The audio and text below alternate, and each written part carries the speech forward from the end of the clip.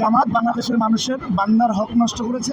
ওনারা তো একটি বাংলাদেশের সাধারণ মানুষের জন্য যে বিশেষ করে মুসলিম দেশগুলোতে যে জাকাতের টাকা থাকে বা দানের টাকা থাকে, অনুদানের টাকা থাকে, বরিশালে বলে খয়রাতের টাকা থাকে আর কি, অনেক টাকা, সেগুলো ওনারা বিভিন্ন দেন দরবার করে বাংলাদেশে ইসলাম প্রচার করছেন সে কথা বলে, ইসলামের ওনারা ঝান্ডাবাহী সেই কথা বলে এরকম শত শত কোটি টাকা ওনারা এনেছেন বলে আমরা অসমর্থিত সূত্রে জানি। তো সেই টাকাগুলো সাধারণ মানুষকে না দিয়ে সংগঠনে তাদের নামে তারা ব্যয় করেছে, যেটা একটি গর্হিত কাজ করেছেন। এবং এই যে হাক্কুল ইবাদ, বান্দার হক, সেই বান্দার হক তারা মেরে খেয়েছেন।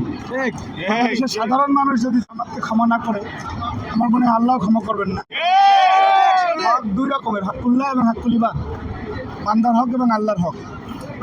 জামাত বাংলাদেশের মানুষের বান্দার হক নষ্ট করেছে এবং সেই টাকাটা তারা ওয়েলফেয়ার পলিটিক্সের নামে শিক্ষার্থীদেরকে কেনার জন্য বা ভোট কেনার জন্য ব্যবহার করেছেন। আমি শিক্ষার্থীদেরকে অসম্মান করে কথা বলবো না, তবে মানুষ কিছু পেলে অনেক সময় একটা কথা আছে না যে পেটে খেলে পিঠে সয়, সেরকম একটা পরিস্থিতি হয়েছে।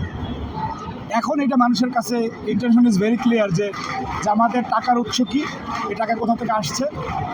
আমরা জামাতকে অনুরোধ করব, যদি আপনারা ইসলামের নামটা ব্যবহার করে থাকেন তাহলে যত কোটি টাকা এনেছেন সেই টাকাটা সাধারণ মানুষের যে হক সেটা হক দিয়ে দিবেন, আর নাহলে মানুষ এটা মাফ করবেন না।